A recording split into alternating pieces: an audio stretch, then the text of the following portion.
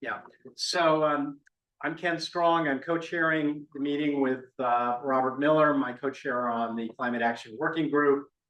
And we also will have here Paul Jensen in person, Kate Powers on Zoom from Land Use, Transportation, and Water, and Nona Dennis from the Parks and Open Space Committee.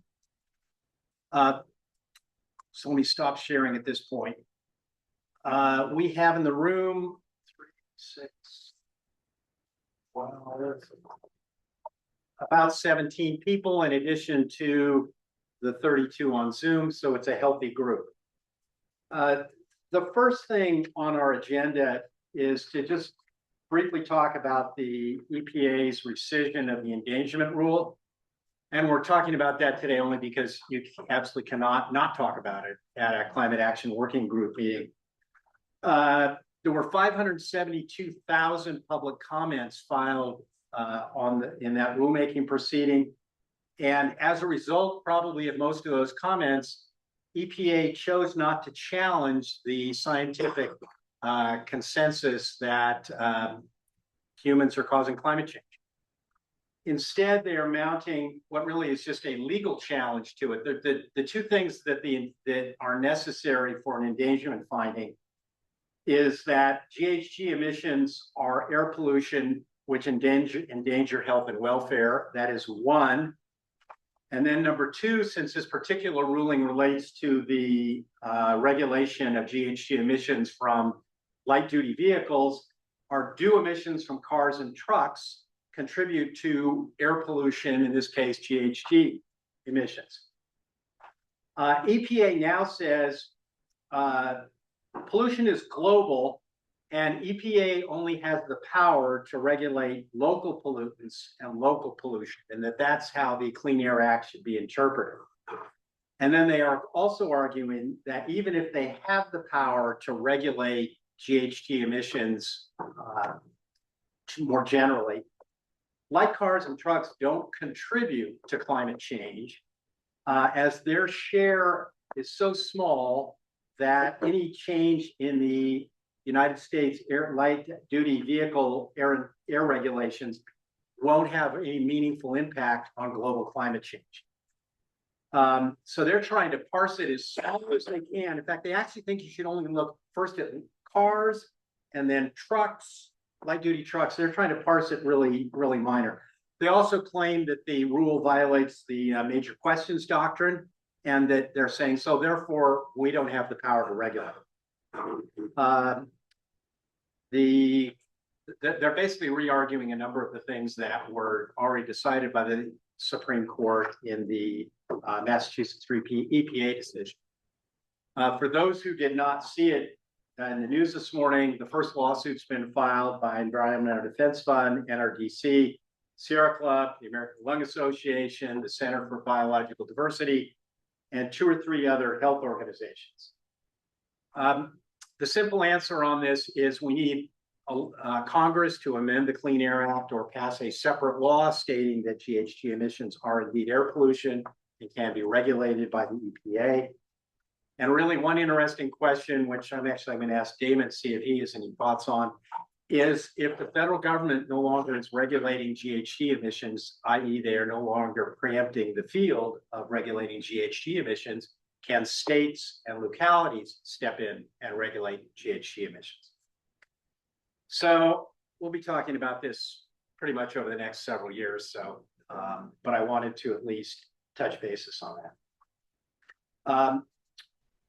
With that, we're now going to shift to the next section of our program in which Robert, on behalf of the Climate Action Working Group, is going to fill you in on what we've been doing in the way of advocacy over the last several months, a lot of which is focused on MCE. And so, Robert, why don't you take it away? And yeah.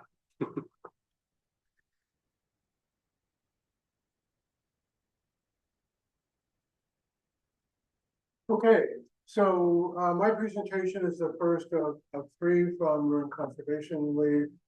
on our work, and with Damon coming at 11 o'clock. 11 o'clock. Okay, so I'm going to provide an update of what this committee has been doing. The Climate Action Working Group supports Marine Conservation Week's mission, which is to preserve, protect, and enhance the natural assets of marine in a changing environment. And we support that mission by trying to accelerate greenhouse gas emissions reduction and carbon removal from the atmosphere, which in order to slow climate change and climate change that's so damaging to natural assets and people's health in Marin and everywhere else. And in particular, we try to promote innovative climate change technologies and policies and spread them elsewhere. Marin has huge advantages, and what we're trying to do is leverage them. And as you'll hear, other MCL issue committees address climate change adaptation. So MCL Climate Action Working Group has three main goals / priorities, and it's there are three advocacy goals that reduce greenhouse gases, and they include electrify everything, decarbonize the grid, and remove carbon from the atmosphere. And we have one education goal, which is to educate to motivate action. So the first advocacy goal, which is electrify everything, is pretty straightforward.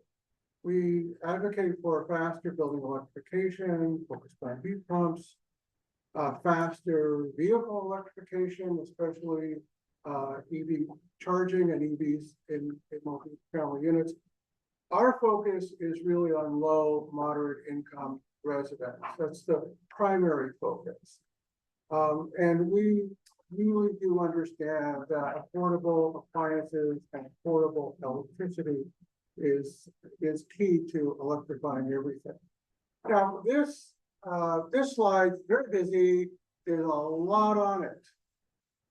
So to decarbonize electricity in the grid, you're going to need 24/7 renewable energy hourly matched to load, virtual power plants, more transmission capacity for clean energy, more renewables, new renewables, and a tax on carbon. What you're going to hear the most, I think, in the next 12 months is about 24/7 renewable energy hourly matched to load. It's going to have the biggest, quickest impact on emissions reduction. There's a good deal of regulatory reporting change that's coming down the pipe. And what it's going to show is that the current accounting, which is on an annual basis, it's going to switch to an hourly basis, and what it'll show is that actual emissions, carbon emissions, are much higher when reported on an hourly versus annual basis. So there'll be discussion about that.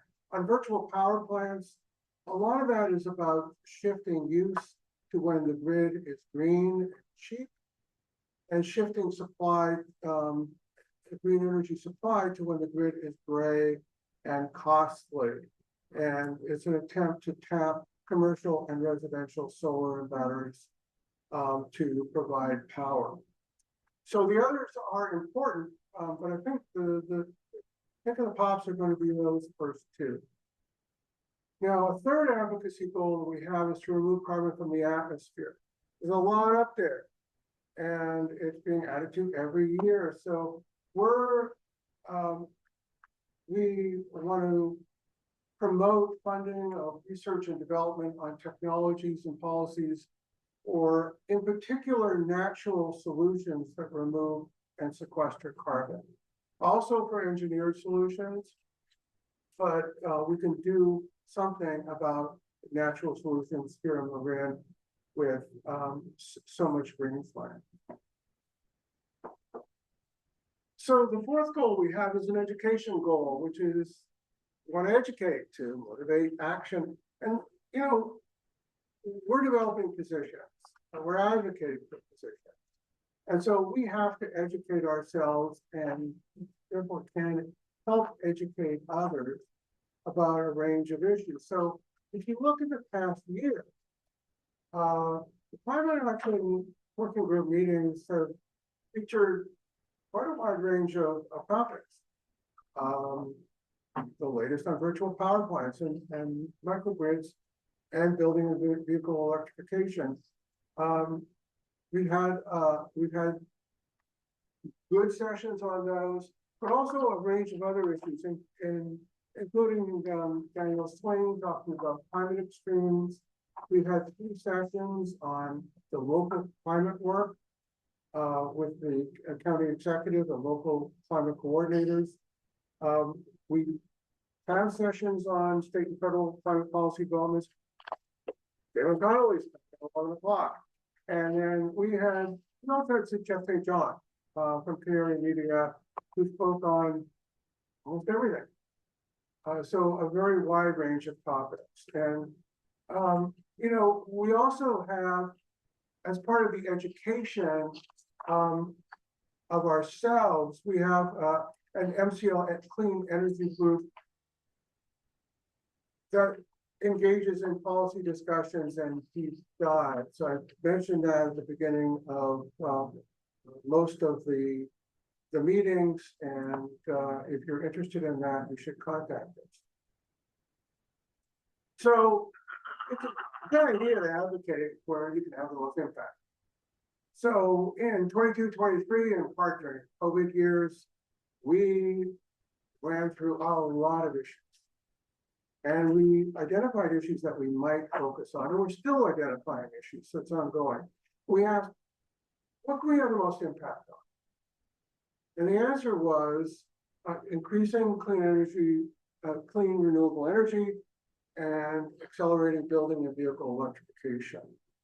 And we asked, who can we have the most impact on? It's really MCE, which is a consumer choice aggregator, local jurisdictions, and the Bay Area Air District. And the focus today in my presentation is MCL's advocacy to help MCE succeed. So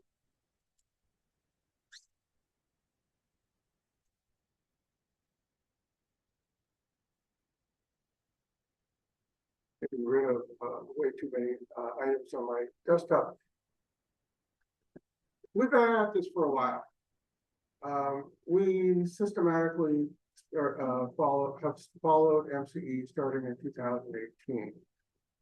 Reading a lot, talking with folks, attending meetings, and generally getting up on an energy markets learning curve, which I'll tell you, having done healthcare economics, energy markets are not easy, and there's a lot to learn. So the why focus on MCE is, MCE's mission is to reduce greenhouse gas emissions. Greenhouse gas reduction requires much money, a lot of it. And we knew that MCE was adding to reserves and in time would have very substantial resources to invest in clean energy. So what we know is that MCE can fund more greenhouse gas emission reductions. There are currently 800 million in revenues.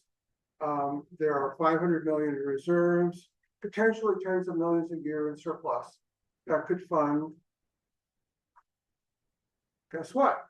Clean renewable energy and building a vehicle electrification program, which are our top 2 priorities. And our advocacy has evolved over time. I would say this, from the beginning, we understood that MCE was superior to PG&E. More new renewable energy, steel in the ground, and more community programs. So from our perspective, the issue has always been, how do you make MCE better? And a turning point in the evolution of our work with MCE was in March 24, and it was about how to allocate MCE surplus. MCE had met its financial goals, it had a huge year, 153 million in surplus. 153 million in surplus that year, almost $500 million in net position and reserve, a lot of money. And the key policy issue is, how do you allocate future surpluses? When we looked at other CCAs and we found that they put more surpluses into more reserves and community energy programs. And we, on the other hand, proposed using surplus to own generation assets, invest in generation assets. And the problem with that is that it had a lot of problems. It was a poorly motivated proposal. Owning assets wasn't a core competence.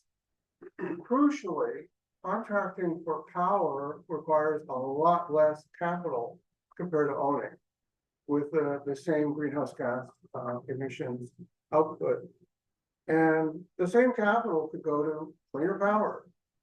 It could go to more community energy programs. It could go to rate reduction. And so we protested in our constructive advocacy way.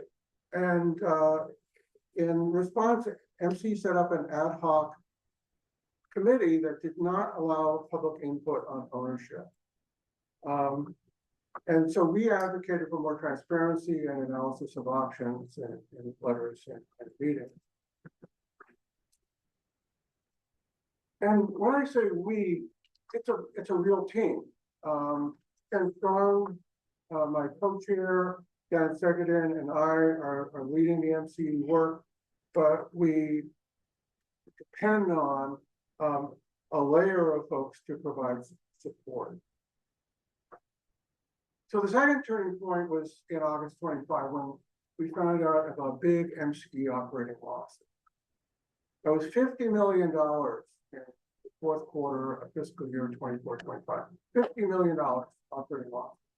And we asked, why were there not more board questions about that? Why did the losses occur? Why wasn't there a lot more transparency and better governance and board oversight, so that there was more visibility to what had happened? And so we began to advocate strongly to improve MCE financial oversight and governance, especially focused on a finance committee, that MCE stopped spending huge amounts on renewable energy attributes, that really made MCE look cleaner on a power content label without being much cleaner. And we're going to go into that in the March meeting. We advocated to improve, MCE improve transparency, that it dropped its 100% fossil-free claim, which was false, and that it dropped a code of conduct proposal that could have special dissent. Now, crucial thing, our work, we work with others in advocating to MCE, and what's been absolutely critical in our work is working with key, smart, informed board members who are willing to take a lead and can take it. We work with other community organizations, and a shout out to Jody Pins of 350 Marin, and with individual community members. What's also helped is we're an IJ daylighting issues and articles, columns, editorials, and you'll have an opportunity to get the slides. You'll have an opportunity to get the slides after the meeting. We'll make those available. But also there were letters and there were cartoons. So in response to our advocacy, other advocacy, MCE has made some recent changes. It's provided some more financial and procurement information, or is needed. It established a finance committee, hard fight, because, they fought against it. Quarterly financial results are now regular agenda items. They're not just on the consent calendar and not discussed sufficiently. Code of conduct proposal was dropped. They've made available more recordings, and it made public comment letters a bit more accessible with a tiny URL that you need to know where it is in order to find out where the public comment letters are. We're working on that. And they dropped the 100% fossil free claim. And George Russell of the Marine IJ really went after them on that one. Those are drills in the right-hand side, holes in the arguments. We argue that MCE needs more changes to the team, and it simply does. And it needs to conduct an independent whole organization review of all of its policies and processes. It needs to improve board governance and oversight and MC transparency.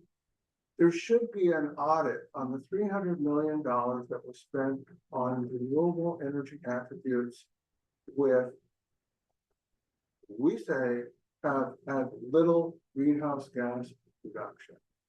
300 million. We want them to reduce MCE's greenhouse gas emissions effectively with more 24/7 renewable energy and expand effective community programs. And again, there's going to be more to come at the next Climate Action Working Group meeting. There have been challenges in advocating for MCE. Other CCA boards have had more education and information in the past. So as a board, they're starting from a better position. The MCE board is too large, and the council members who are board members do a lot of other things. So there's this double dilution problem. MCE's footprint is large and RIN is relatively small. Management admits to mistakes, and that's a problem. The responses have tended to be defensive, which makes learning harder and makes candid discussions more difficult. Community organizations find it hard to understand MCE finances and business model. Energy markets and the Contra Costa County press has been mostly silent on this issue. And yet we really are optimistic that we can make progress. Our goals for 2026 for MCE is this external review, more MCE board education and effective oversight. We want better risk management and allocation of surplus. We want more dollars spent on renewable energy capacity and on community energy programs. And that's going to lead to reduced greenhouse gas emissions and equitable benefits. What you'll hear in the next COG meeting is our goal for stronger local and regional electrification plans, codes, and what we really would like to do is more active Climate Action Working Group members advocating. So, let you, for those that are at all interested, please contact us. And that's it. And this is a presentation on behalf of the team, the advocacy team. So we have about 5 minutes for any questions on this MCE segment. Gary Oates. Hi. I caught most of the presentation, Bob. Thank you. And I'm really glad that MCL is a bird dogging MCE. I've had kind of a personal interest. So my wife and I 2 years ago installed solar and whole system and replaced our gas burns with a heat pump and did all that. And we've been deep green for all that time. Try to speak louder. And I've been following in the IJ, of course. And my question is, Dick Spotwood's recent column in the IJ, which I found pretty easy to understand. I like some of the quotes I heard coming out of MCE, which seemed a little fuzzy to me. Was that article, Dick Spotwood's article, not as comprehensive as your presentation, but was it generally accurate? We have found that from our perspective, the IJ articles and the columns in the IJ are generally pretty accurate. In fact, from my personal perspective, having been a long time, reader of the IJ, they've been some of the best investigative journalism that the IJ has done. So not, don't agree with that. Certainly don't agree with everything Dick Spotwood has to say, but On this topic. yeah, well, certainly on every topic, on this topic in particular. I'm just curious, because, we have actively been wondering whether the extra that we're paying to be MCE deep green for the grid energy we are using has been worth it. I think we support deep green. Michael? Okay. So I was curious if you have an idea of how you would reorganize the board, which I would agree is much too large, cumbersome.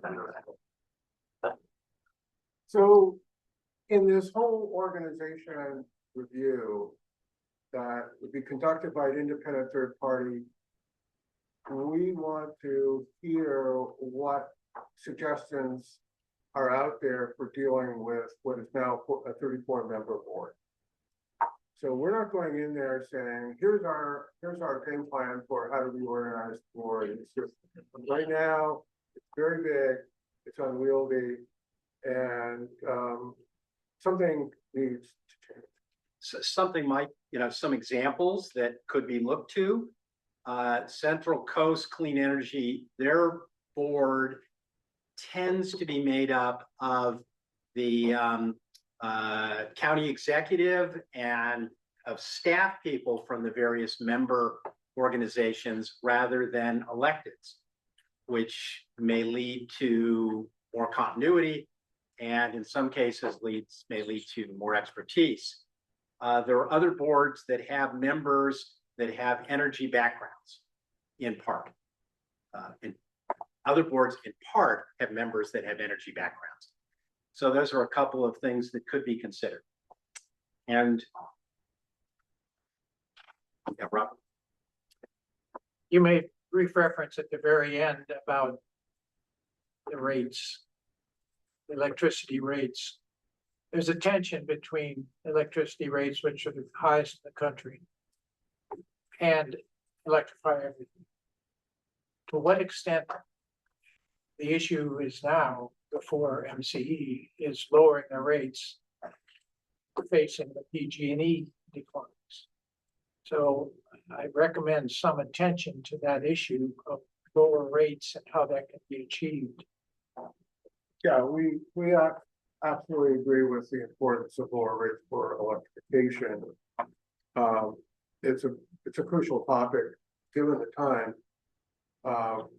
We're kind of yeah, we are paying attention to that. There's no question about it. And we now need to turn it over to land use and transportation and water. Thank you, Ken. Good morning, everyone. My name is Paul Jensen, and I'm here representing the MCL Land Use, Transportation, and Water Committee. We meet every month on the first Monday of the month, very similar to the structure of COG. And I'm going to open up. Okay, let's see here. Okay, what are you doing, Ray? Are you handling this or? I can if you need me to. I'm sorry? I can if you need me to. Okay, why don't you go ahead and do that? That would be great. If you wouldn't mind opening this up and I can walk through the slides. Okay, just give me 1 second. All righty.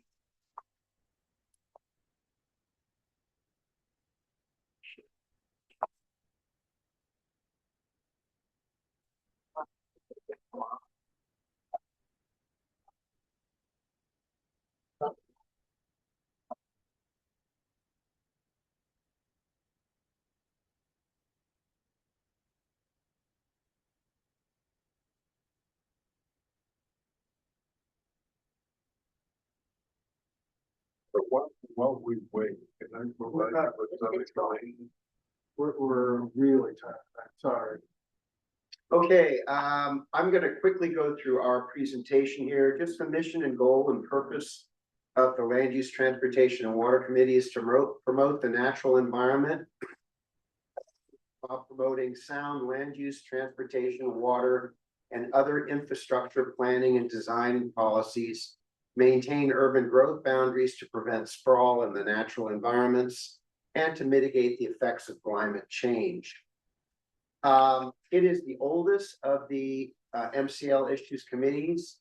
We actively track a lot of activities throughout the county that deal with land use, transportation, and water issues, often comment on planning and environmental review for projects. We also advocate to local decision makers on issues and projects of countywide significance or where there are environmental impacts or challenges. This committee also develops policies for MCL at large for advocacy on land use, transportation, and water. And then lastly, of course, we coordinate with other issues committees such as the Climate Action Working Group. So in terms of structure and leadership, I co-chair this committee with Kate Powers. And Kate is with us today via Zoom. We have other leadership involved with the committee, including Larry Minikis, who is a very, very active MCL member that attends nearly every, if not all, of the Marin Water District meetings. We also rely on the institutional knowledge of Susan Stomp. And then we also tap other resources. We have some incredible resources that have historically been involved with MCL and with land use. Particularly, I want to name Don Dickinson, who is just his knowledge of this county is just so incredibly valuable. So in terms of recent accomplishments and work, in this last year, we advocated against amendments to the Marin County-wide plan and development code impacting the ridgeline and upland, greenbelt and baylands areas. We also commented on environmental documents for a number of key projects, particularly the large projects in Marin, most notably the Northgate Mall, Seminary at Strawberry, among others. I do want to mention a couple of things here with regard to some other activities. I'm going to focus here with regard to water and sea level rise. We provided comments on and advocated support for the Bay Conservation and Development Commission Regional Shoreline Adaptation Plan. This is the second or third phase of Bay Adapt, which is a toolbox for adaptation planning along the shoreline. And then we've also hosted a variety of guest speakers on local and regional sea level rise legislation and planning. A lot of this, again, overlaps with the Climate Action Working Group. In terms of transportation and related environmental protection, I think most notable on this slide is that we advocated Caltrans and legislators and stakeholders to invest resources in accelerating, implementing a State Route 37 causeway to better plan for sea level rise adaptation. This is a highly controversial project, a good project, but there are some interim improvements that were not supported by MCL, primarily the eastern portion, which proposes to essentially create a higher levy rather than a causeway design. So it really doesn't, in terms of long-term sea level rise planning, does not achieve that same level as a causeway.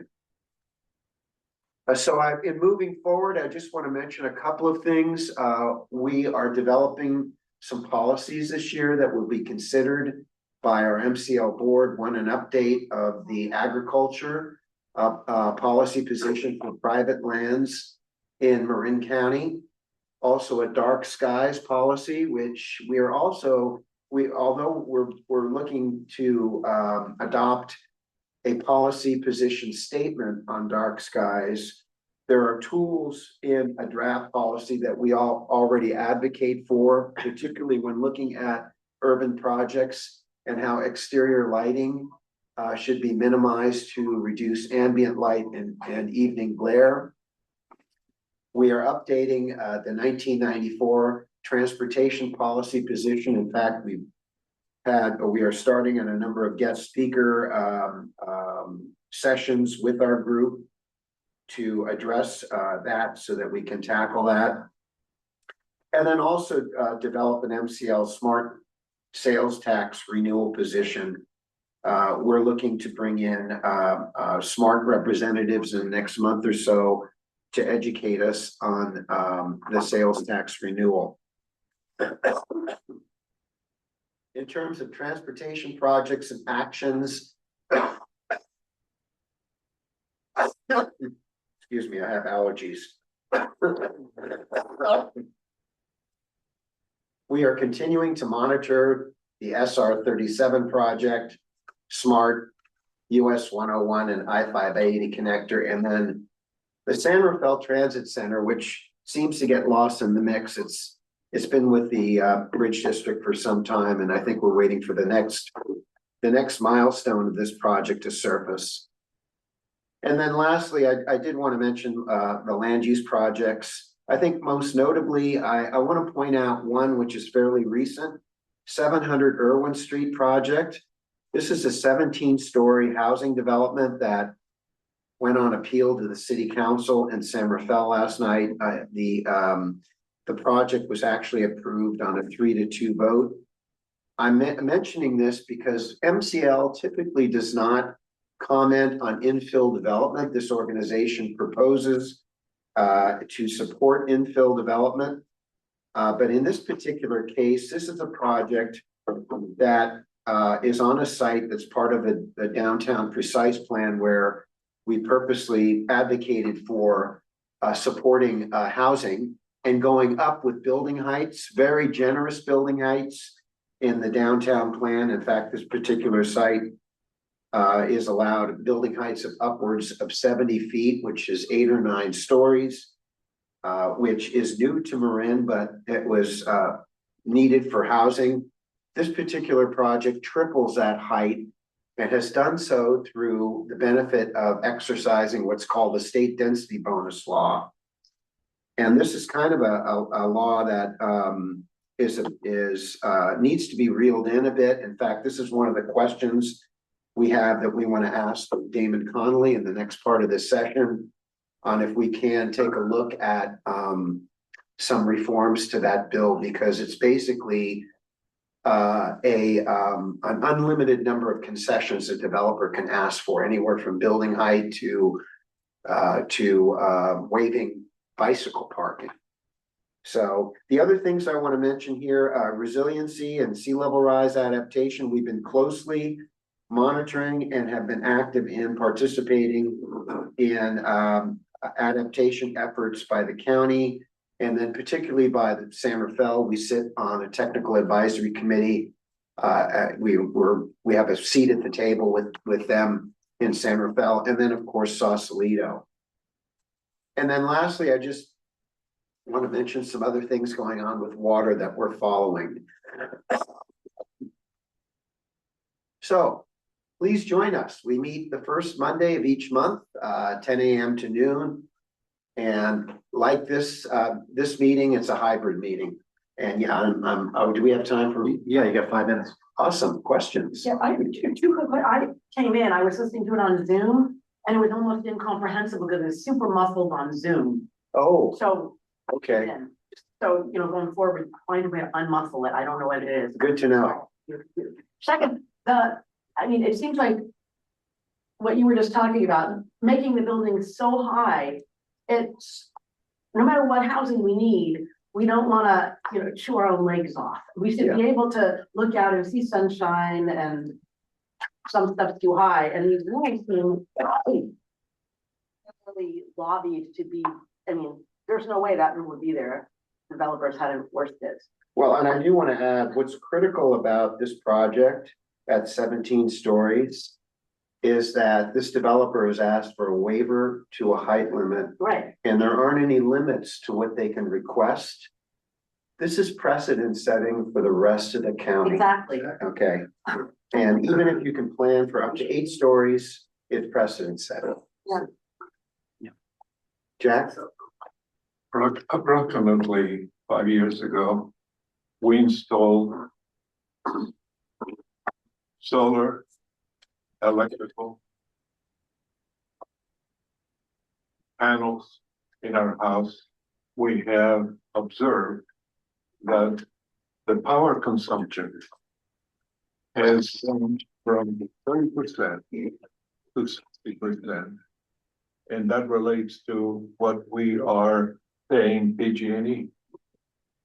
Along those lines, many of you may not be aware of the fact that PG&E CEO is paid about $15 million a year. MCE, the CEO and the founder, has been paid approximately $400,000 a year, plus bonuses. No one has spoken in behalf of animals. They don't speak English or Spanish. And yet, it's very important to look at and see what we humans can do to help them. So do you have a question? Along those lines, I'd like to stop, but it's something that would be helpful and should be discussed. Thank you. Yeah, Gary. Follow up to the 700 Berwyn Street. So do I understand then that they can propose any height with that state bonus regardless? So it had nothing to do with the fact that San Rafael was going to allow 8 or 9 stories. Yeah. The way that the law. They built on top of that, so if San Rafael hadn't been so generous Yeah, with the height, then they couldn't have come in with something like no, that. they still could. So basically, it's a carte blanche waiver of any regulation that the local jurisdiction has in the books. Okay, so it's not And, tied to no, and whatever. it doesn't say, oh, you can get a bonus of so much feet or whatever. It's not set up that way. So, yeah, so it's something that needs to be looked at the state. I see. Yeah. Okay, and with that, we're through with that segment. I realize this is a lightning round here, but so now we're going to hear from Nona Dennis about the Parks and Open Space Committee. Okay, thank you very much. I do not have a PowerPoint. I'm technologically challenged at my age, but so let me know if you cannot hear me speaking clearly. The first question you may have is, how can one board, a Marine Conservation League, have one board meeting in which they discuss not only building electrification, but a 17-story proposal in San Rafael, and newts being squished on Chileno Valley Road as they try to mate? It is possible in Marine Conservation League to take an equally enthusiastic stance on all of these issues. In fact, Parks and Open Space, while land use may claim to have been the first committee that was formed, in fact, Parks and Open Space are the DNA of Marine Conservation League. That, in fact, is why the organization started in 1934. It was a committee that recognized that the scenic lands of Marin County were threatened by the Golden Gate Bridge, which would be completed in a couple of years, 1934. And their deliberate action was to form their own new committee of the Marin Garden Club, which had started in 1931, to create a plan that would systematically identify those targets that were scenic. That was the make these scenic lands available to the public. The only public lands at that time were Muir Woods, about 700 acres of Mount Tam State Park, and the Water District, which had consolidated in about 1912. So the plan was to systematically read, and that's what they did. That was the challenge in the 30s. Tuala's Bay State Park, for example. In the 40s, Samuel P. Taylor became a state park. In the 50s, Angel Island, and the 60s. In the 60s, however, things began to change. First of all, we discovered that you can acquire lands, but they don't stand still. Things happen. And in fact, we then at that point, they need to be managed in some manner. And we started initiating at that time various things that would essentially solve part of the problem. For example, in the 60s, we formed criteria for the appropriate uses of Mount Tam when we saw a board that was ready to log, as a matter of fact, to raise money. So those criteria were adopted by all the surrounding communities around. We also recognized that the county really needed an open space district, needed to preserve land in a systematic way. And that was the instigation really for, actually, it was two MCL women who went to the park director at that time and said, how are we going to develop an open space district? That resulted in 1972 in the formation of the open space district. And that, while we have worked diligently on subsequent acquisitions over the years, that has continued to kind of work and develop its own methods. We also much later were part of the instigators of the whole concept of one TAM. The water district needed some kind of a philanthropic arm to help them manage the watershed. Even earlier than that, in the 70s, we brought in people from landscape architects from UC Berkeley, and they created in 1972 the first large format, huge plan for Mount Tam. So in ways, and then one TAM came along much later, and at that point we also instigated the formation, which ultimately became one TAM, and they've taken over much of the concerns. That does not leave us without things to do, however, and so we have over the years taken on, starting early on in 1969, 69, 70, when politics changed forever in Marin County. Our concern then was setting aside these many acres, 140 some acres of land in agriculture, and to put it into ag zoning. That was one of our major accomplishments. Thus, we also supported in 1980 MALT, which came along to forever make it possible for farmlands to remain in farmlands.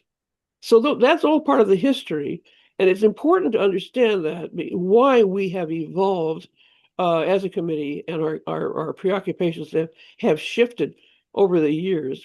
Our current concerns over the past several years started with fire, an obvious thing. We even formed a separate committee, fire in Marin Conservation League, and then it became absorbed as we worked with other partners to form what eventually became, and to support what became the Marin Welfare Prevention Authority. And in to that end, to make sure that we were concerned with the habitat that could be damaged, lost, overspent, shall we say, in the removal of vegetation for fire safety. We became then integrated in a way in the sustainable practices, ecologically sustainable practices, which now has become, under Bell Cole's leadership, has become part of the has become embedded in the whole process. It's used by the authority in order to design its many of its programs. So we have had an opportunity to. We've also worked hard with the such unknown agencies as the Marin Open Space, Resource Conservation District. Throughout all this, our concern then with fire was also not just to work through the sustainable practices group, but also in our individual meetings, we brought in experts under Terry Thomas's leadership of the Parks and Open Space Committee. I was the chair, starting with the something somewhere around 2009, 10. I can't remember exactly when. Terry then took over and brought in some very, very important expertise in how other fire districts manage their vegetation efforts to remove to reduce the risk of catastrophic fire. And we've continued to follow in that vein. We're sort of what I would call the the biodiversity arm of Marin Conservation League. Terry also was instrumental in bringing that into a prominent position in the meetings and bringing in experts from other districts, from San Mateo, on how they manage serpentine, for example. How do they manage people and serpentine at the same time? So our current concerns have been continuing to track the work of the Marin Wildfire Authority and Protection Authority, and to also now we brought the Urban Creeks coordinator back into our fold. She was gone for about 6 months. Sarah Phillips, and she is throughout the unincorporated county. She is the one who helps people get through their needs to manage their urban streams more carefully and to conduct restoration projects and so forth. So this has been our preoccupation. We now are going back to an interesting 20 years history of Point Reyes National Seashore. We've followed that since it's just really the early days of the oyster farm. And for a number of years, we never did believe that it was a dichotomy. It was environmental against ranchers. We had an approach which we felt could accommodate those, and we're now following the Park Service as it goes into a new settlement that was a year old now, and how they're implementing that settlement, given the fact that there are existing litigation, there's active litigation going on.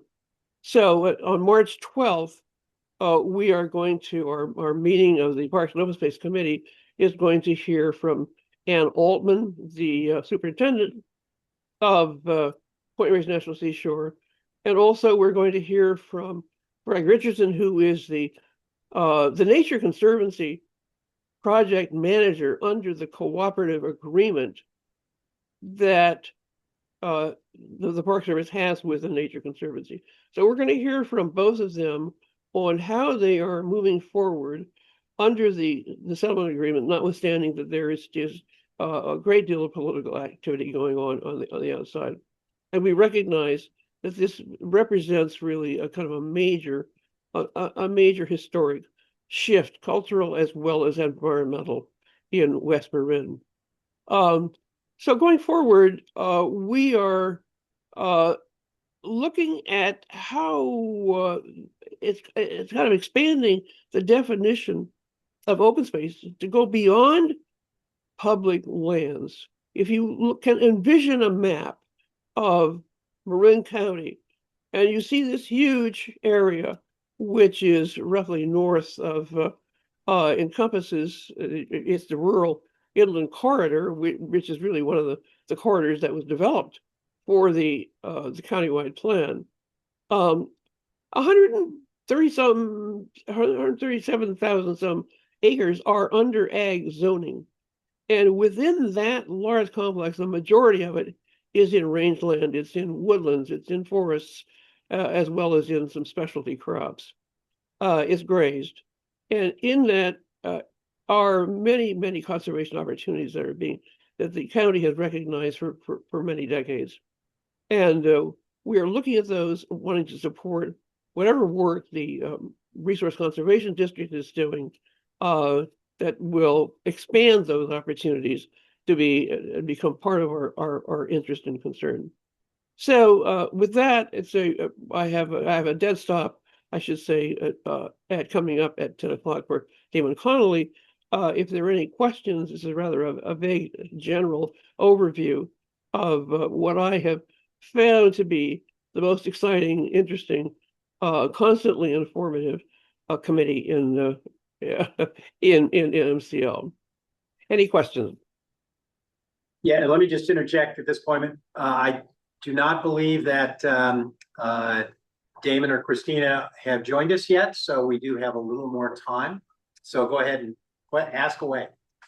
Well, I want to say that as I have looked at the objectives of Parks and Open Space and Marine Conservation League, what I have found over the years is that we do not add up our successes in terms of individual projects. Although I have to say that the latest acquisition, which we have tracked since the 70s, Ring Mountain, 110 acres at the tip of Cimarron Ridge, which has now become part of Old St. Hilary's. And the story, it's a saga in itself with a few real leaders, Jerry Reason among them, probably the leader, and thousands of people who have cooperated. These are the result of relationships that MCL has built up over the decades. Relationship with our water district, which has prompted us to support in many instances, but sue them last year, along with Marine Conservation, with Marine Audubon and with the Native Plant Society, to sue them for failure to appropriately observe the needs of sequence. And we're getting now what we wanted, which was a comprehensive redo of their road and trail management plan. So we continue to that relationship in which we can be trusted by the water district, and they will know when we are our honesty and our concern about how they operate.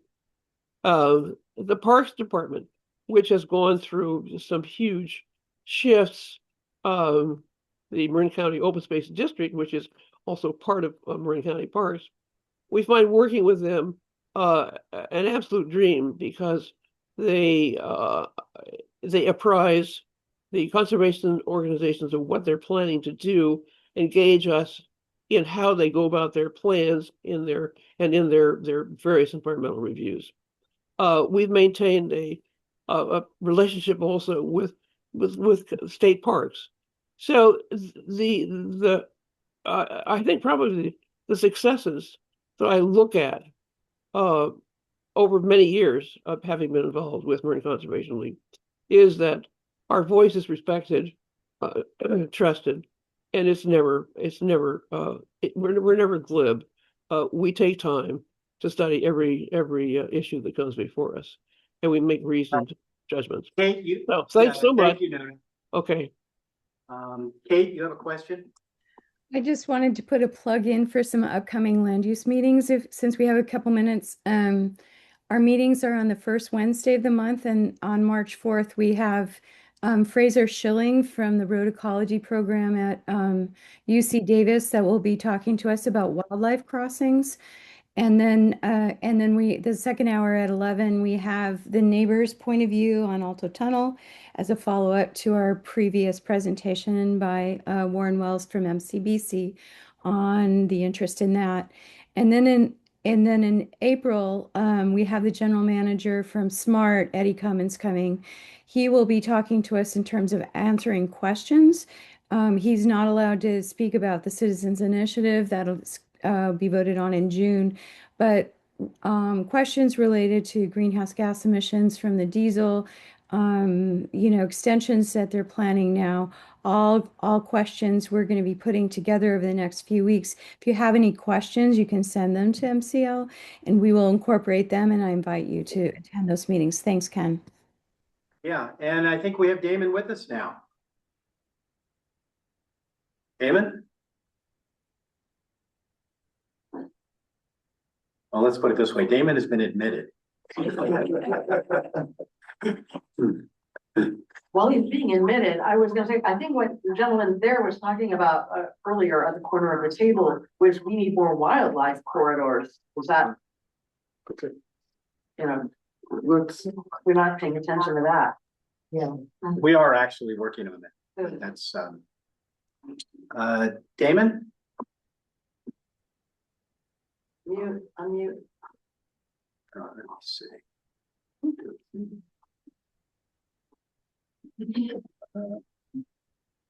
Well,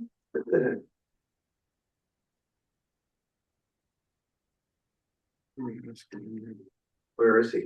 yeah, he's not, I don't see him at the moment. I keep getting. I admitted him in. See in Sacramento? Yeah, he's in Sacramento. The legislature is in session.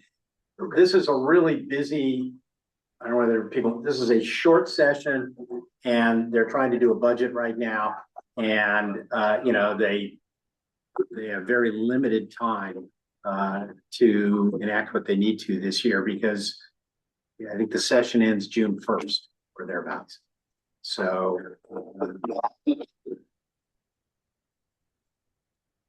yeah, no.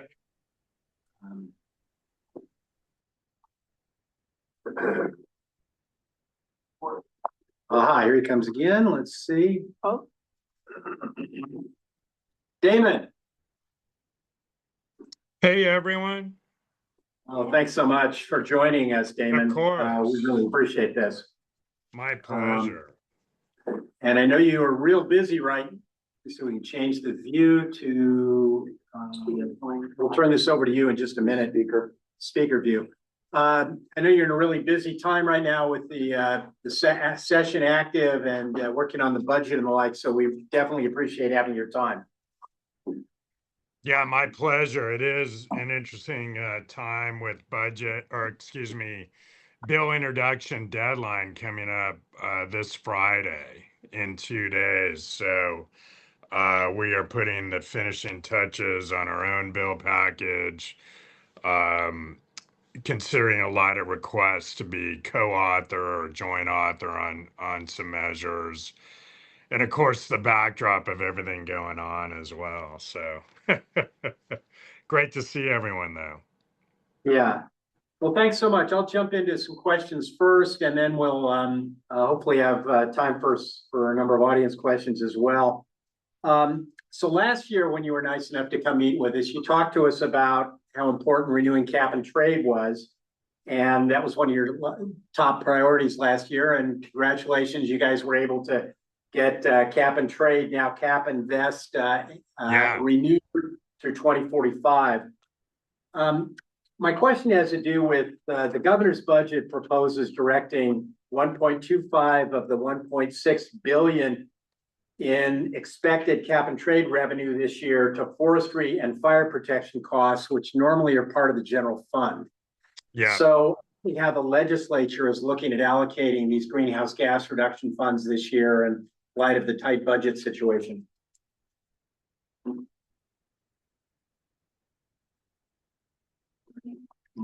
Whoop. You're frozen. With this Zoom, I came in, and aside from being muffled, it keeps throwing me out of starting the meeting. Okay. That's not good. No, he's there now. He's frozen. Damon? Yeah, I'm here. Oh, Ken. good. I think I concluded my question asking about what's happening in the budget negotiations vis-a-vis the cap and trade revenues that are anticipated. Oh, okay, great. I didn't catch the end part of the question. Yeah, so as everyone knows, and obviously budget is always a key component of what we do up here. And I happen to both sit on the overall budget committee, but more germane to your group and our work together, I sit on the budget subcommittee number 4, which deals with energy, wildfire, climate, transportation, agricultural issues, kind of all the things that we tee up, including your great question. So, yeah, I think that will likely be one of the topics in that I think most of us on the committee disagree with utilizing cap and trade monies for kind of the CAL FIRE budget, if you will, relating to wildfire, that should be more general fund. It'll be way more sustainable over time. We know that cap and trade revenues fluctuate. We know that those funds are spoken for with a lot of other critical needs. So while that conversation hasn't started yet this year per se, it's coming. And in fact, our subcommittee chair, Steve Bennett, teed that issue up again. We had a initial informational hearing on the governor's budget, I think last week, and Chair Bennett brought that issue up again. I happen to agree, as it sounds like you do as well, Ken, philosophically. So always important to remember, governor's January budget is simply an opening salvo, right? There's going to be a lot more work, a lot more discussions occurring through, in particular, the work of the subcommittees. So that will be starting, I think, within the next several weeks. We should keep in touch on that issue. And if you have any ideas on how to frame that particular component, I think philosophically, you're going to get a lot of agreement, including from members of our subcommittee. Obviously, overall, it's a challenging picture right now, but a theme you're going to hear me come back to time and again is as we face kind of these crises and seemingly every day bad decisions coming out of DC, it's more important that California and we as your representatives continue to make sure that our own budget, our own priorities are reflecting our values, particularly around climate, wildfire, some of these crucial issues that I spend most of my time working on as well. So let's keep in touch as the budget conversation becomes fully joined in the next several weeks. Cap and trade likely will come up again. You are correct. I was pretty satisfied with the deal that came together in pretty short order last year. I will say one other feature that it kind of highlights right now is a lot of stuff tends to come up at us right at the last minute as part of the budget process as well. And then the new, not even new anymore, but the other crucial phenomenon to recognize is there's so-called budget trailer bills that you're all probably familiar with, that is a way to effectuate particular policies around budget implementation. So these tend to get rolled out kind of in June as a budget is being finalized, or right after, leading to the end of session. The new kind of approach, and Governor Newsom's really kind of embraced it for better or worse, is to try to pile on a lot of significant policy change in these budget trailer bills, meaning very little time to review, oftentimes merely 72 hours. And I assume you guys may have a question on Senate Bill 131, which kind of did a number on CEQA, right? Around advanced manufacturing. It's something I'm introducing a cleanup bill on. That was a prime example of that. Literally came together right at the last minute. In fact, the governor included a poison pill in it that the whole budget would not be enacted unless that was passed, all within like 72 hours. So I would just be ready to get ready to react to some, who knows what it will be, but some other attempts to use budget trailer bills or last minute legislation connected with that for big policy change as well. Great. Well, we'll certainly watch that, and to the extent you can give us a heads up on some things you see coming down the pike that would fit within our wheelhouse, we'd appreciate that. Sure will. One more sort of budget related question, at least I think of it as budget related. You had recently introduced AB 1790, your Water's Edge bill to bring in some additional revenue.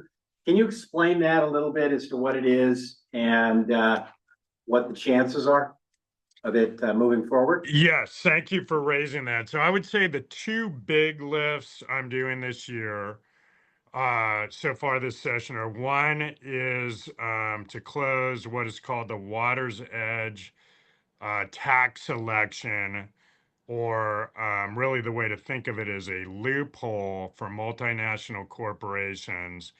So that's Assembly Bill 1790. And I'll get into that a little bit now. The second, and again, I just referenced it a minute ago, is an effort we will be leading to clean up Senate Bill 131. And if you recall, that was the bill that was forced through at the end of the budget process last year, which provides broad CEQA exemptions to what are called advanced manufacturing projects. So maybe we can come back to that one in a little bit. So Water's Edge, yes, AB 1790. It's an idea we've been talking about for a couple years now, but we've actually now committed it to legislation. In an era where we're facing unprecedented tax breaks to the largest corporations in America, to the wealthiest, right, through HR 1 at the federal level, and we're seeing the impacts coming back to our state, whether it's just, frankly, an effort that's going to drastically affect Medi-Cal. It's going to affect our environmental programs. It's going to affect emergency preparedness. It's no surprise that in addition to evaluating our own budget, right, just what programs are working, how we can fill in gaps, part of the discussion is new potential revenue sources. There's some that are getting a lot of attention, like this proposed wealth tax through a ballot measure, very controversial, a lot of differences of opinion on that. We are kind of filling in the gap, so to speak, by a measure that would close the ability of multinational corporations to elect what's called Water's Edge treatment toward taxation of their revenues within California, or so-called Water's Edge of California. What it allows corporations to do is traditionally, before Water's Edge, companies' tax obligation was evaluated on what's called worldwide combined reporting. You take their overall international revenues and ascribe a portion of that to California operations based on sales. It's a commonly utilized method. It still is kind of the default way of doing it in California, unless corporations do this election.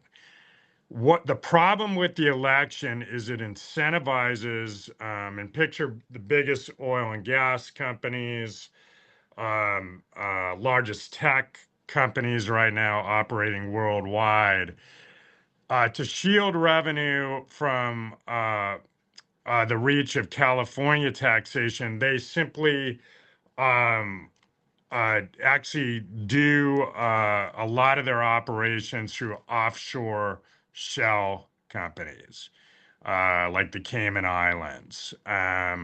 So basically, that has become a way for them to take California revenue off their books, whether it's kind of the offshore company will own the technology and then lease it to the business, even though it's the same operations effectively, and the like. So it's estimated that Water's Edge costs California taxpayers about $3 to $4 billion a year. That's about what the budget is being proposed to, the deficit is in terms of being quantified at this point. So that fits somewhat neatly. The other issue is it kind of unfairly penalizes small and mid-sized businesses located in California who don't have a similar tax break. Right. So there's a lot of different issues around it. So we introduced that bill last year, or excuse me, last week. Actually, we have been talking about it for like the last year or even two. So we introduced legislation last week. Frankly, what was notable is that it was not immediately opposed, right? I think you saw Newsom virtually even before the wealth tax measure was introduced come out against, and you saw a lot of other efforts in that regard, although there's support for that too. Here, there was at least, in fact, the reporting around it was almost trying to extrapolate and say, is this going to be the more palatable solution? Hard to say. I think there will be a lot of opposition to this still, as you can imagine, from the large corporations themselves, kind of their lobbyists. But you will also get some arguments around, is this going to drive business out of California? No, in that it doesn't even relate to if you're located in California. So that's a non-argument. But issues around international relations, again, those are easily rebutted, particularly now in an era where Trump's erratic treaty or tariff policies are way bigger of an issue around international economic relations than this would be. And again, there is, it's pretty standard accounting methodology to do this.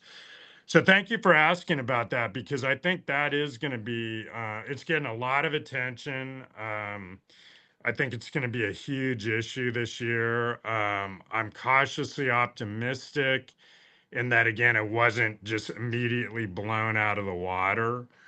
No pun intended.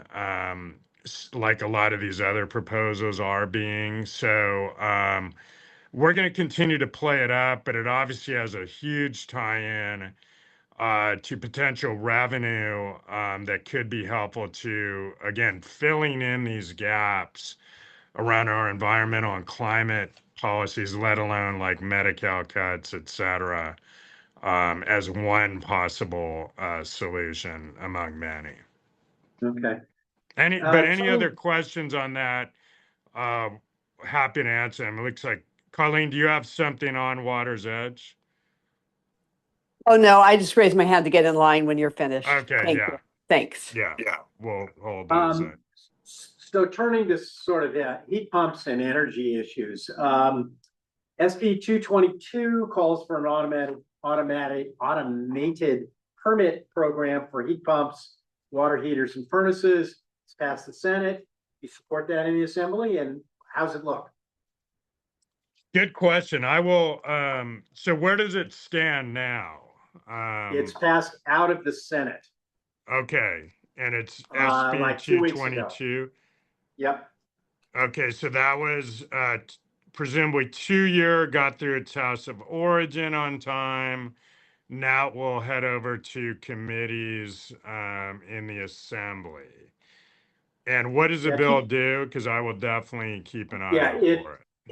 it requires an automated permitting process for installs of heat pump water heaters and for heat pump space heaters, with the caveat that heat pump space heaters, you have to have a energy audit assessment, whatever it is, to look at the energy use in the house to make sure it's sized right.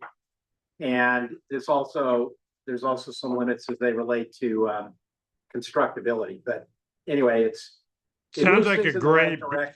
yeah, sounds like a great bill. We're happy to take a look at it and get on board. Do you know, we can even look while we're talking, but do you know who the author is?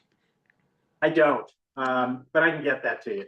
Or you can Yeah, there's obviously always find out. opportunities to either co-author or um, I'm trying to think if that would go through any of the committees I'm on, possibly. Okay. But we'll definitely keep an eye out for that one. And All yes, right. obviously, anytime you're interested in particular legislation as a process continues to move forward, call me anytime, either directly or through my office, or shoot me an email. It's very helpful, in that oftentimes we don't know what's going on with every single bill. So, great. Are there any bills that will specifically relate to energy or electric rate affordability that you're looking at? Yeah, there's going to be a whole suite of probably legislation around that issue. So that's in formation right now. As you know, there was some significant legislation last year as well. So I think that is going to continue to be kind of a hot priority topic this year. Yeah, bills are outrageous right now, right? I hesitate to even open my PG&E bill these days. It's so outrageous. But yes, that's going to continue to for sure be a hot topic this year. Okay, switching to wildfires, we're interested in AB1, the Safer from Wildfire program, which assures consumers who harden their homes and mitigate wildfire risks receive some cost reduction benefits. Can you tell us kind of, I think that passed last year, or is that It still pending? did, yeah. That's what I thought. Yeah. What's happening on the implementation front as far as you know? Yeah, so AB1 was my priority legislation last year. And thank you so much to all of you for supporting it. That was huge. Uh, Literally AB1, right? That's like, there's a whole story on how you get something to be AB1. But we felt like, particularly after the prior couple years, we wanted to send the signal, we're getting it through. So it was signed, a lot of bipartisan support. And as you noted, Ken, what the bill does is strengthen the Safer from Wildfires program through the Department of Insurance. It's a program that says if you're a resident, you're hardening your home, managing vegetation, joining your firewise, like all the things you're being asked to do to mitigate wildfire risk around your own home and community, you should be getting discounts on your insurance coverage. So what AB1 does is actually updates the program to be reviewed periodically to incorporate the latest best practices around what qualifies, what people should be doing to get those discounts. It's part of the larger affordability agenda that we have, right? We talked about utility rates, insurance rates are a huge part of it right now. The FAIR plan needs further reform, right? And frankly, and I know you guys agree, if folks are doing the right things around their homes and communities, they should not be losing coverage either. Looks like Senator McGuire will be reintroducing legislation this year on that particular piece, which has kind of run into obstacles in the past, but just kind of capturing that notion. If you do X, Y, and Z through like Safer from Wildfires, you should not be losing your coverage. My sense is, while we still are in a crisis, that insurance companies are kind of coming back to the table, willing to play ball with some of these reforms that are occurring. Like I said, another big piece of it, and we started on it last year, but I imagine there will be more this year as well, is around the FAIR plan, right? Never intended to be a first resort insurer, but now it is, and it's the most expensive option with the least, amount of coverage. So it's not really working right now. So I think again, this year I mentioned Sub 4 Chair Steve Bennett is introducing a number of bills in this space. We're kind of evaluating them. I've signed on, but I think, and he's very willing to work with me directly. My concern or my goal, yes, it's important, like he's suggesting, to kind of make it crystal clear what are the state standards to qualify, some sort of certification process, maybe. The fact is, my main goal is making sure that these discounts and the money's available for things like home hardening. And you guys may remember, I specifically got that provision into Proposition 4, the climate bond, as part of working to write the wildfire prevention section of that bond, specifically getting $135 million toward harm hardening. That money needs to be flowing directly to communities, not kind of getting caught up in bureaucracy. So that's kind of going to be an ongoing focus of mine this year, that could involve kind of a legislative component, working with Bennett potentially, but also budget wise. One thing that surprised me last year, I think we were able to work through it, was the difficulty in even getting Prop 4 monies allocated. We had to actually literally go to the mat through the budget process to make sure that money is flowing, and then trying to minimize also the tendency that we're seeing of, rather than treating it as new money, which the voters expected, to almost just using it as backfill of other cuts of programs. So that's another ongoing kind of overarching issue that we should all be keeping our eye on. But in particular, I believe if we do it right, we can be making sure that, and Marin's doing a great job, Marin Wildfire Prevention Authority, which is kind of a great conduit for a lot of these community based programs, that we continue to make sure that money is flowing. Prop 4 is a great example where Californians stepped up, right? And that kind of provides some insulation from the federal challenges that we're facing as well.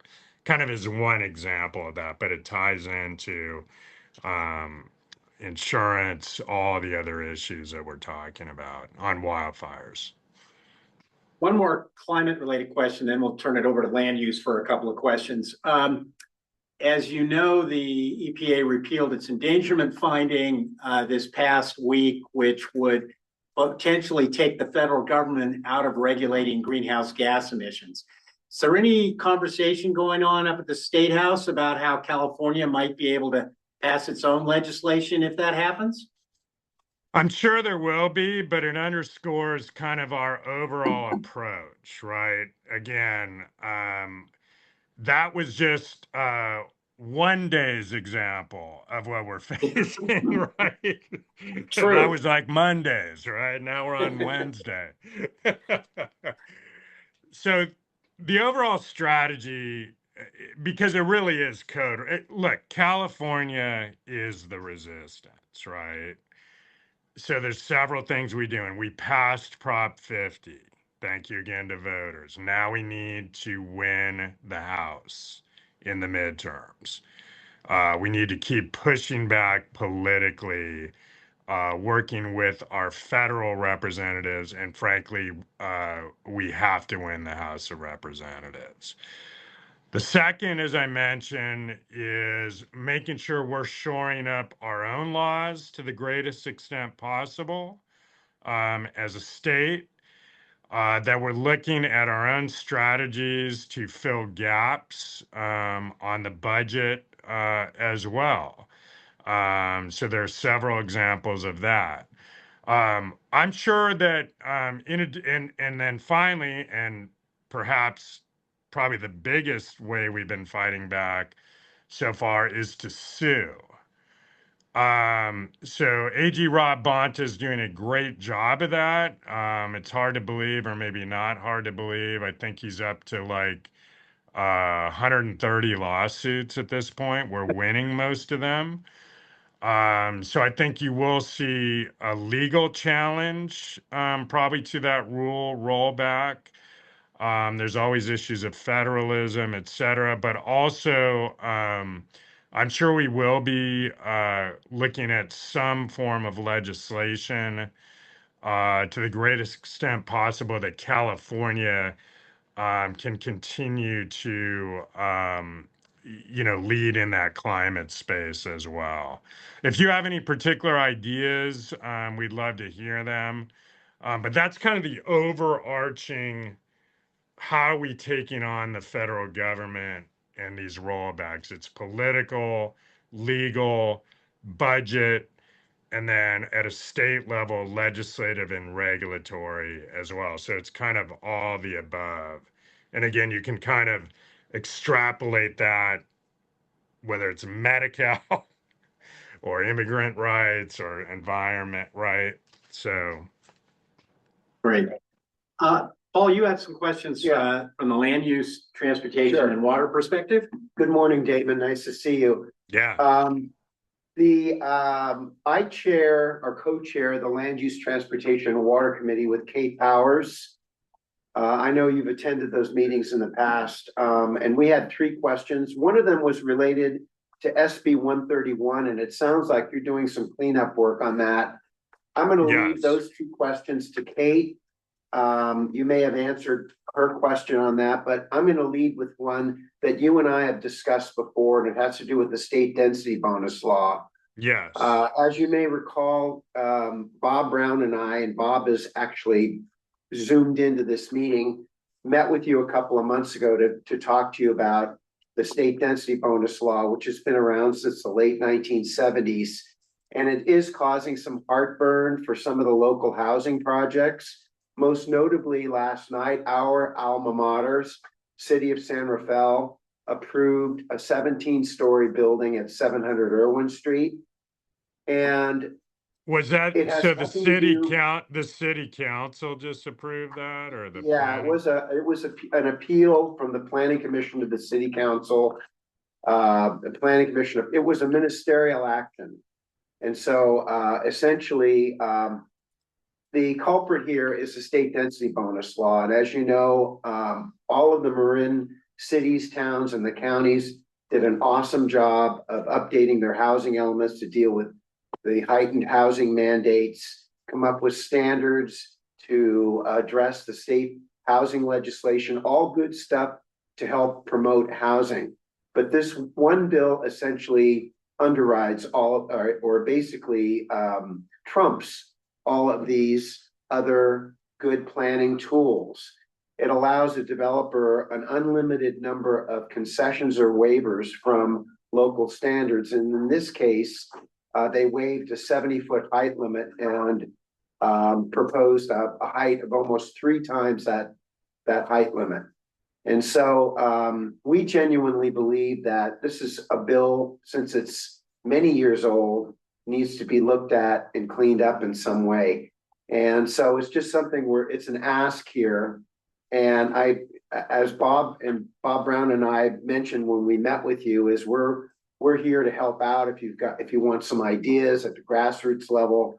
So anyway, I'm just throwing it out there. Yeah, I Sorry. would, thank you for that invitation. I got to tell you, I would love to take you up on that sooner rather than later, because I think approval of that 17-story proposal is a real problem for San Rafael, to put it mildly. And I guess I'm not fully understanding or buying that it's completely a state thing. uh, so I would love to better understand how we got from point A to B, where the density bonus did kick in, but then there were a bunch of concessions and giveaways.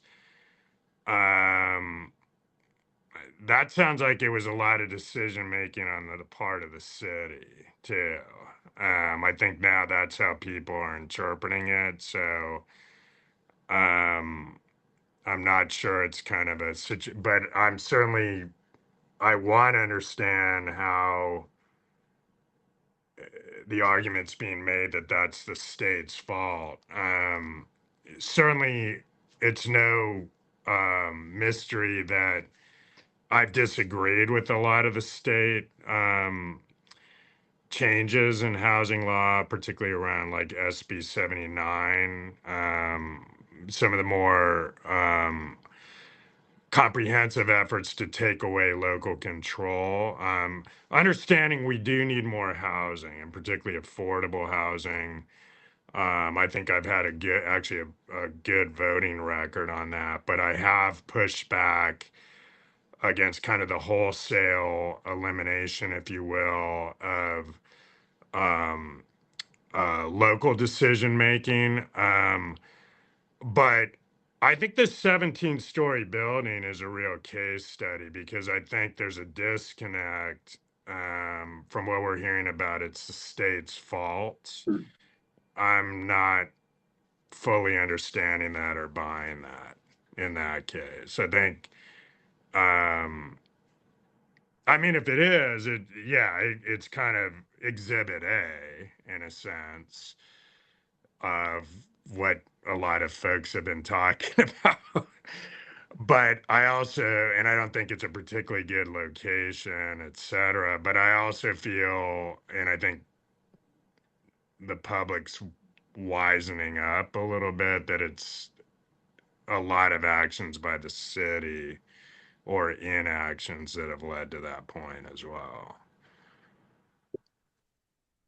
Would Okay. love any comment. I don't know how much time we have, but would love. Well, yeah, comment I on understood. that. We have other folks that have questions, so, but again. Let's talk more about Yeah, that, because I very think good. I Okay, think the good. public's I will tell you, I'm getting contacted every day about this darn 17-story I bet. building. So, Kate, I hope Kate Powers is still online there, I'm here. because okay, good, Kate. You want to ask the 2 other questions? Sure, Damon, just a kind of a follow-up on some local control over development. What do you see as the state's help in helping local jurisdictions discourage or limit development in areas that are increasingly at risk or from climate change along our shorelines, baylands, and floodplains, where we can do some possibly flood control if we have those areas not developed on, our ability to for sea level rise adaptation becomes much more limited in terms of our options if we develop in the Baylands and in the Yeah. Flatlands, et cetera. So I was just wondering if you have any thoughts on how we can protect those areas in our cities from large new development being forced by housing legislation, especially right now that's being in the legislature. Yeah, and it's not just housing. It's so the big topic on that now is this SB 131, right? So it relates more to advanced manufacturing, which is more in the commercial space. Um, but it's very undefined through SB 131 as to what would be exempt. And there's a lot of industries that are raising big concerns for people, right? And battery manufacturing is but one example, semiconductor, et cetera. Um, so we actually are doing cleanup around that. It's going to be a lot of negotiation. It's going to relate to definition of advanced manufacturing. It's going to involve guardrails.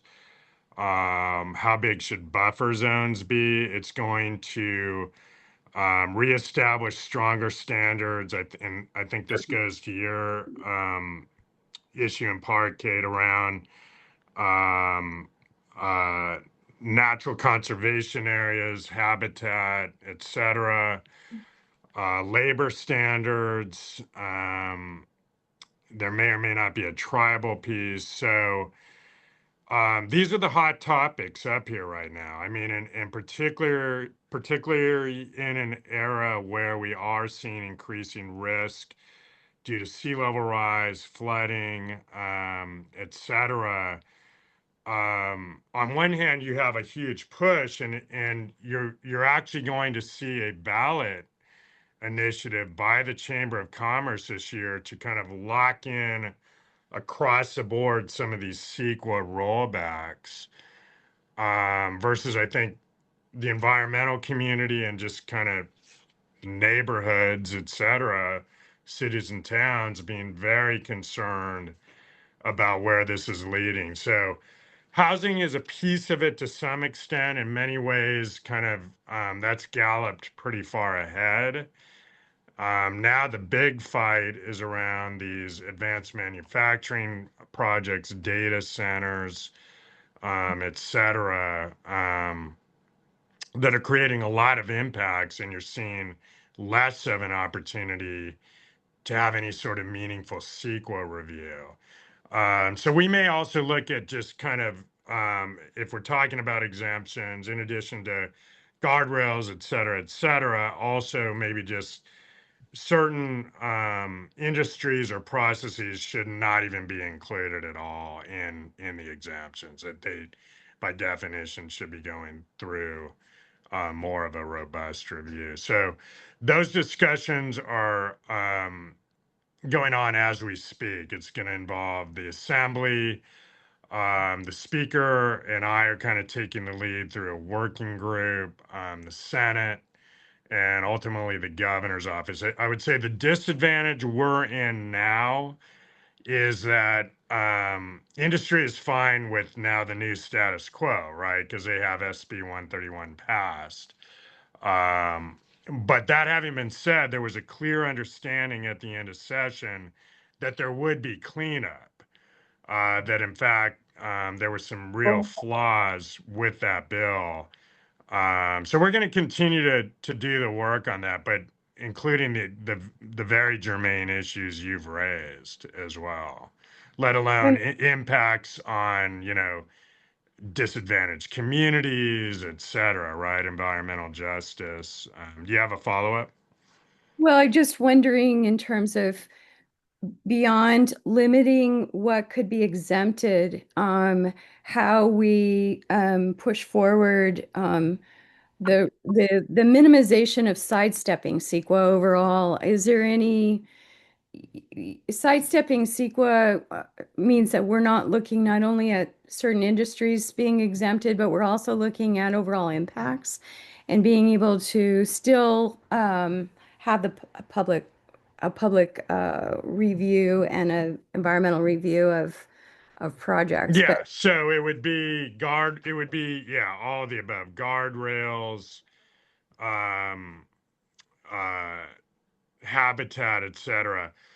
Um, if I can leave you with one message in addition to kind of the other big picture things we've talked about, it's that CEQA is in peril right now, right? So I'm on your side in that we believe in CEQA, we believe in the fundamental ability of communities to weigh in a meaningful way.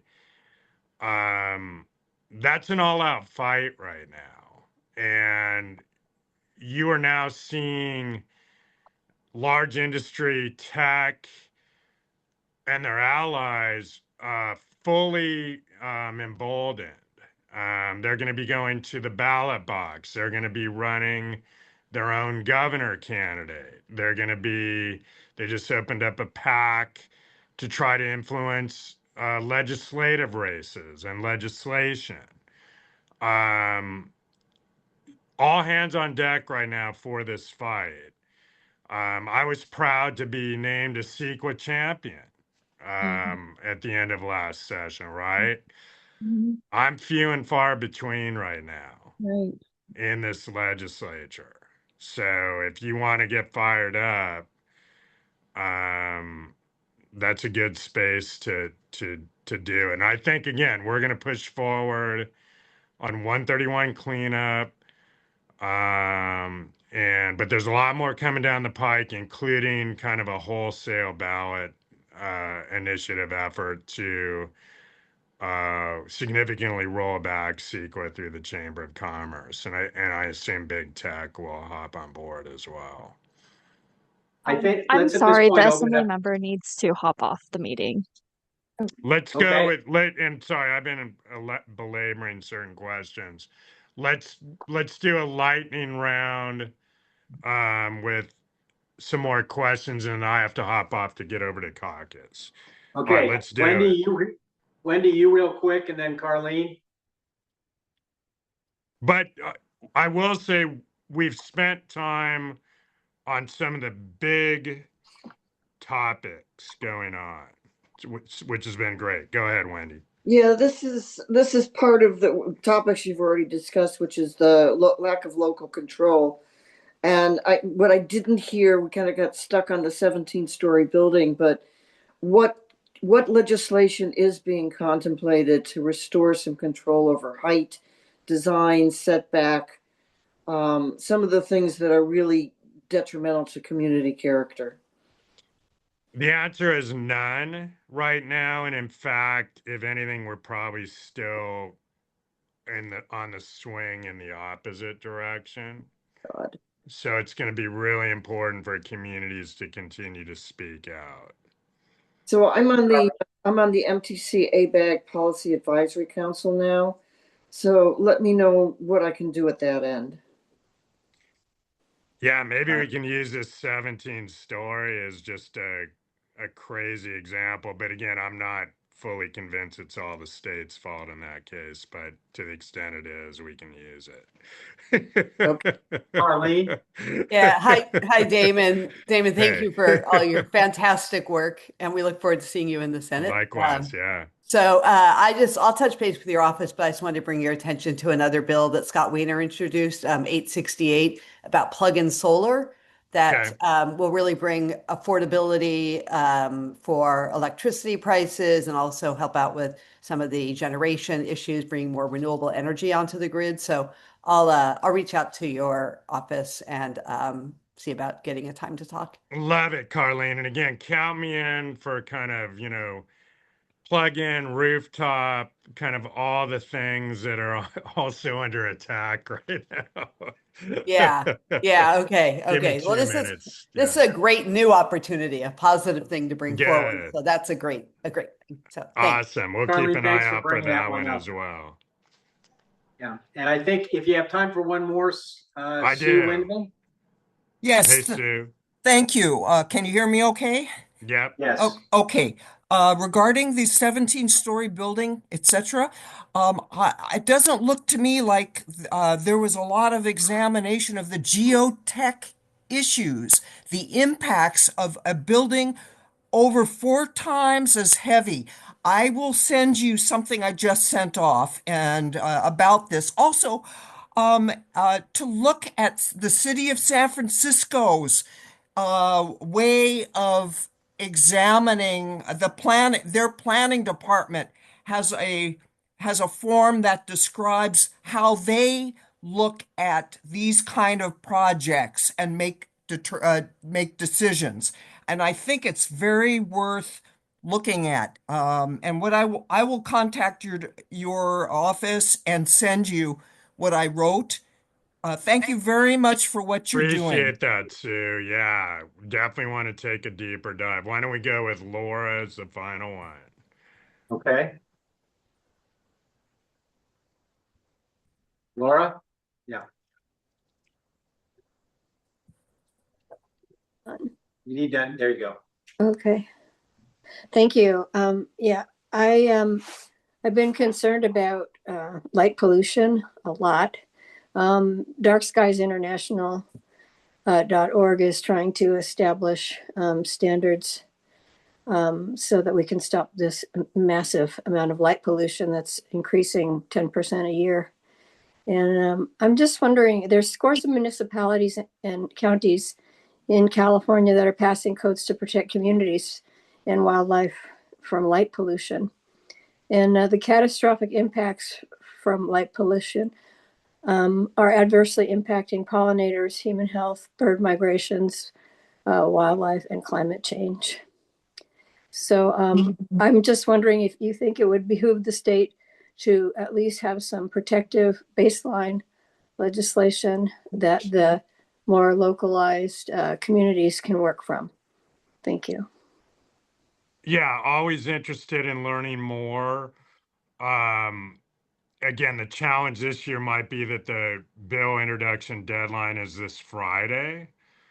But I'm happy to learn more about that topic, and maybe we can look toward um, maybe some interim steps in terms of is there a regulatory or budget component, but also maybe toward future legislation. Wanted to mention 2 other things, kind of in that vein as we look at future efforts. One is that I'm chair of the Assembly Select Committee on Wildfire Prevention. We're going to be holding a couple of hearings, including one in Sonoma County. In the next couple months, more info to come. Would love to have you guys tuned into that.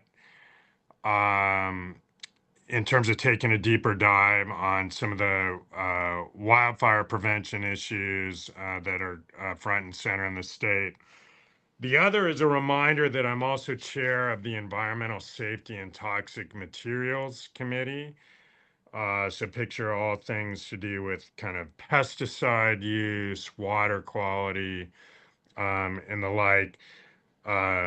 We're also hoping to ramp up our oversight role around things like DTSC and DPR, et cetera, Department of Pesticide Regulation.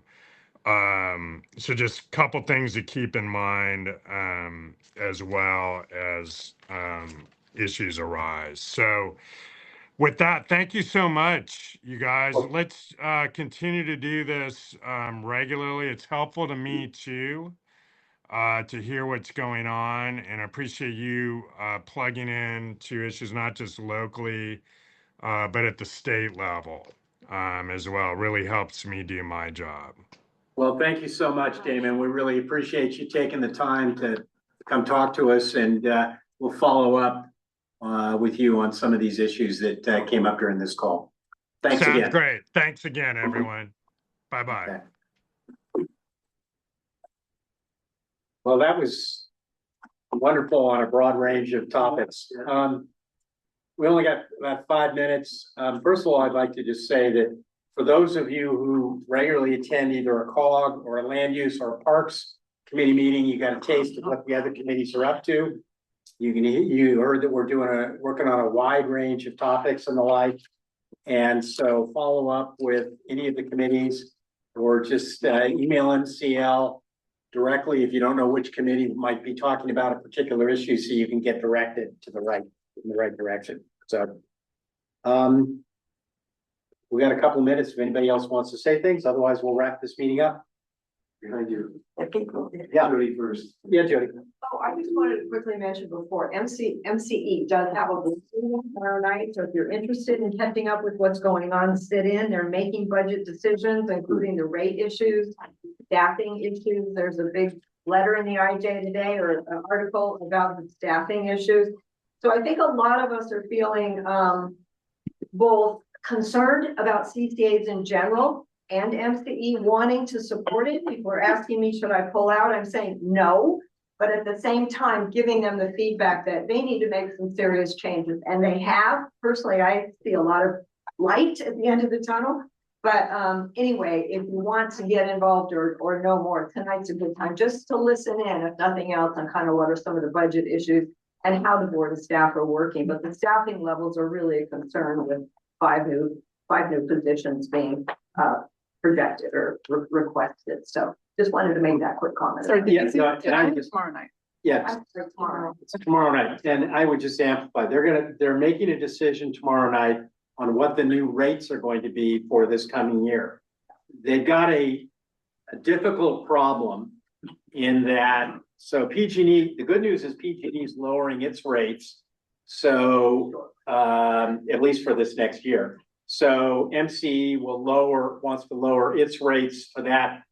But because of something related called the PCIA, power charge and difference adjustment, which we've talked about before at COG meetings and may well come up at our next month's COG meeting.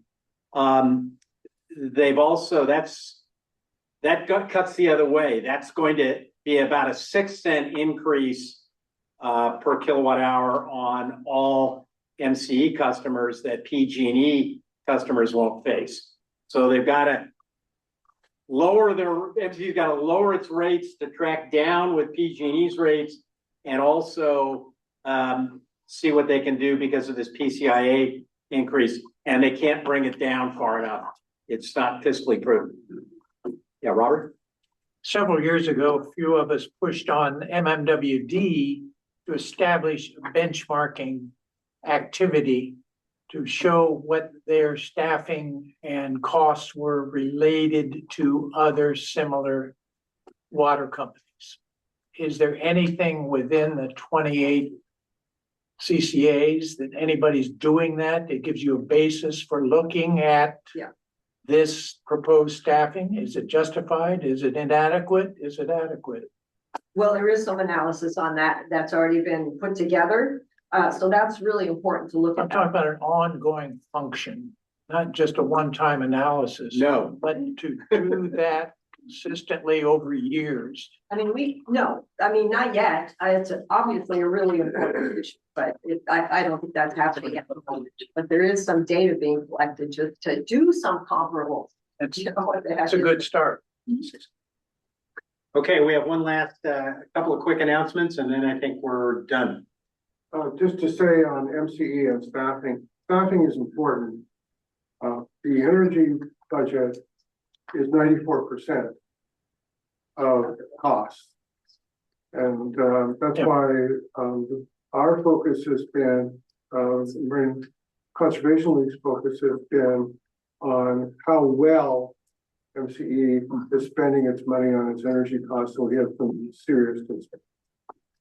And Bill Carney? Just a closing thing on this. Bob said at the very beginning that MCE is superior to PG&E. that is absolutely the case. And I'm quite concerned that what's going on here is going to cause people to question whether they stay with MCE. That is a disaster for climate in the county. Right. So we've got to remain supportive of this critical institution. Agreed. David, do you have something you want to say quickly? Yeah, two things very quickly. I'm good. First of all, hey, this was a great idea to have the three committees report out. I learned a lot about the two committees that I don't participate in, and it was a great report by the one I do, COG. So let's do this again at some point.